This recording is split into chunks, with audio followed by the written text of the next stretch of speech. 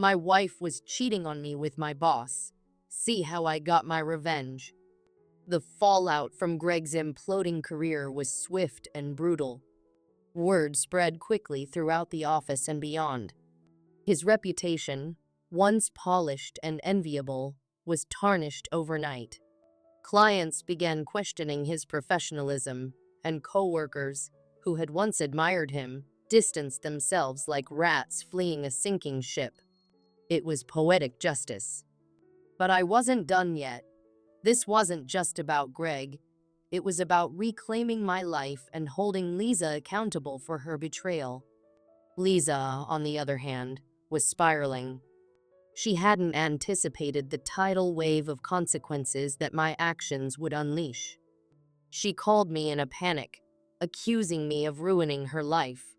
I listened in silence as she screamed and cried, her voice alternating between anger and desperation. But her crocodile tears didn't move me anymore. The woman I had once loved, the one I thought I'd grow old with, had shown her true colors, and they weren't pretty. In the meantime, I filed for divorce.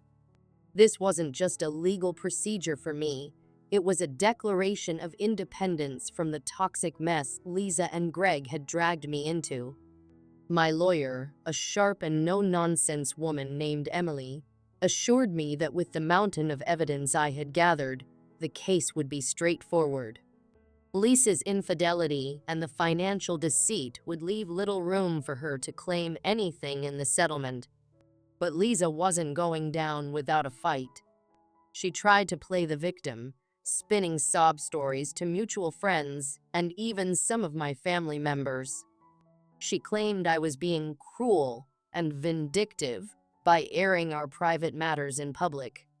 Thankfully, most people saw through her lies. The evidence spoke louder than her carefully crafted pity party. Friends who had once admired her charm now saw the manipulative person beneath. As the divorce proceedings moved forward, I focused on rebuilding my life. I poured my energy into my work, surprising even myself with how productive I could be without Greg's overbearing shadow looming over me. My colleagues began to rally around me, offering support and encouragement. For the first time in months, I felt like I was in control of my destiny. But there was one final act in this drama that I hadn't anticipated. Greg, desperate to salvage what little he could of his life, tried to contact me. He showed up unannounced at my favorite coffee shop, looking disheveled and defeated. Gone was the confident, arrogant man who had threatened to destroy me. In his place stood someone who looked utterly broken. "Can we talk?" he asked, his voice barely above a whisper. Part of me wanted to walk away without a word, but curiosity and perhaps a lingering sense of closure made me agree. We sat down, and Greg began to apologize. He admitted to everything: the affair, the threats, the deceit. He confessed that his wife had left him, taking their kids with her, and that his career was essentially over. "I messed up," he said, staring into his coffee cup as though it held the answers to his problems. "I let my ego ruin everything." I listened in silence, letting him unload his guilt. When he was done, I told him the truth. "You didn't ruin my life," I said. "You gave me a wake-up call. If anything, I should thank you for showing me who Lisa really was and for reminding me of my own strength." Greg's apology didn't absolve him of what had done, but it gave me a sense of closure. I didn't need his remorse to move on, but hearing it reinforced just how far it had come. I left the coffee shop that day feeling lighter, as though it finally shaken off the last remnants of the burden Greg and Lisa had placed on me. The divorce was finalized a few months later. Lisa walked away with little more than the clothes on her back. The judge sided with me on every count, citing her infidelity and financial misconduct. As for Greg, he disappeared from the industry entirely. Rumor had it had moved to another state, trying to start fresh. I didn't care enough to find out if it was true. As I settled into my new life, I realized something remarkable. I was happy. Truly, deeply happy. The betrayal that had once consumed me was now a distant memory, a lesson learned the hard way. I found solace in the small things, weekend hikes, spontaneous road trips, and even the occasional quiet night alone with a good book. For the first time in years, I felt at peace. But the story didn't end there. About a year after the divorce, I met someone. Her name was Sophie, and she was unlike anyone I had ever known. We met at a charity event, of all places, bonding over our mutual love of volunteering and cheesy 80s music. Sophie had a warmth and sincerity that drew me in immediately. She knew about my past and never judged me for it. Instead, she admired my resilience and encouraged me to embrace the future with open arms. With Sophie by my side, I began to see the world in a new light. Love didn't have to be complicated or painful. It could be simple, kind, and nurturing. Sophie taught me that trust wasn't just something you gave blindly. It was something you built together, brick by brick, day by day. Looking back on everything that happened with Lisa and Greg, I can't say I regret it. Sure, it was painful, and there were moments when I thought I wouldn't make it through. But those challenges shaped me into the person I am today, stronger, wiser, and more self-aware. They forced me to confront my own insecurities and find the courage to stand up for myself, no matter the odds. Now, as I write this, I'm sitting in the home Sophie and I share, a cozy little house filled with love and laughter. Life isn't perfect. It never is, but it's mine, and that's more than enough. If there's one thing I've learned from this journey, it's that no matter how dark things may seem, there's always a way forward.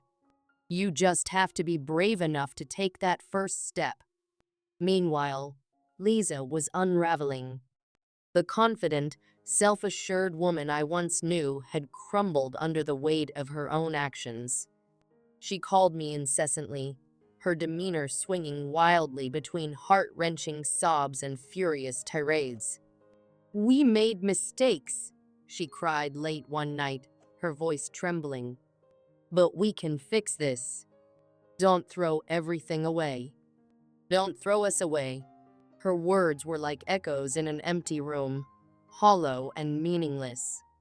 I couldn't forget the venom in her texts with Greg, the cruel laughter, and her threats to destroy my life, as though I were nothing more than an obstacle in her path.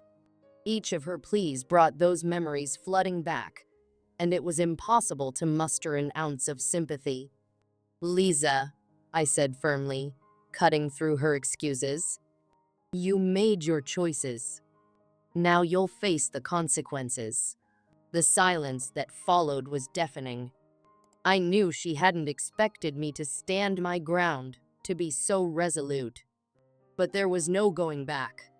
Lisa had shattered everything we built together, and no amount of crocodile tears would piece it back together. Greg's downfall was as swift as it was satisfying. His wife, a woman far stronger than Lisa had ever given her credit for, filed for divorce without hesitation. Her demands were clear: a hefty settlement, the house, and full custody of their children. Greg, who once strutted around with an air of invincibility, suddenly found himself cornered. At work, the investigation it tipped off was thorough. What began with whispers about his affair soon unearthed deeper misconduct. Greg had crossed lines he never should have, and the company acted quickly to sever ties. He was quietly dismissed, his reputation in tatters. In a matter of weeks, Greg lost everything: his job, his marriage, and the image he had so carefully crafted. For a man who once believed he was untouchable, it was a hard fall. As for Lisa, she didn't fare much better. During our divorce proceedings, she tried every trick in the book to paint herself as the victim. She claimed she deserved spousal support, arguing that our marriage had left her financially dependent on me. But when the judge heard about her affair, her threats, and the extent of her betrayal, he was unsympathetic. In the end, I walked away with the house, most of our assets, and my dignity intact. Lisa, on the other hand, was left with little more than the clothes on her back and the weight of her poor decisions. The day our divorce was finalized was one I'll never forget. Lisa approached me outside the courthouse, her face tear-streaked and her once confident demeanor shattered. She looked like a shadow of the woman I had once loved. "I made a mistake," she whispered, her voice trembling. "I was blind. Please, let's start over." For a moment, I felt a pang of pity. Her desperation was palpable, almost pitiful. But then I remembered all the nights I'd spent alone, questioning my worth because of her actions. I remembered the texts, the lies, and the cruel laughter. "It's over, Lisa," I said firmly, taking a step back. "I hope you find peace, but I'm done." Her shoulders sagged as if the weight of the world had finally settled on her. Without another word, she turned and walked away, her figure disappearing into the crowd. In the months that followed, I began the slow process of rebuilding my life. It wasn't easy. Betrayal leaves scars that take time to heal. There were nights when the anger and sadness felt overwhelming, when I'd lie awake replaying every moment in my head, wondering how I hadn't seen it coming. But amidst the pain, I found small victories. I reconnected with old friends, people who reminded me of who I was before Lisa's betrayal. I started going to the gym, channeling my frustration into something productive. And for the first time, I considered therapy.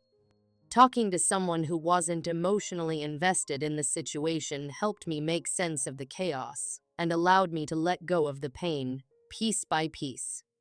It wasn't just about moving on. It was about reclaiming my identity, my confidence, and my strength. Lisa, on the other hand, struggled. Greg abandoned her the moment his life began to crumble, leaving her isolated and financially strapped. She reached out to me a few times, her messages laced with regret and desperation. But I never responded. She had chosen to betray me for a man who couldn't even stand by her in the end. That was her cross to bear, not mine. Looking back, I don't regret my actions. Greg and Lisa thought they could destroy me, but they underestimated me. They underestimated my resilience, my determination, and my capacity to fight back. In the end, their betrayal became their undoing, not mine. If nothing else, this experience taught me a valuable lesson. Never underestimate your own strength. You're capable of far more than you realize, especially when pushed to your limits. Today, I'm in a much better place. I moved to a new city, a fresh start, free from the ghosts of my past. I found a new job, one that reignited my passion and gave me a sense of purpose. Slowly but surely, I began to rebuild my life on my terms. I even started dating again, though cautiously.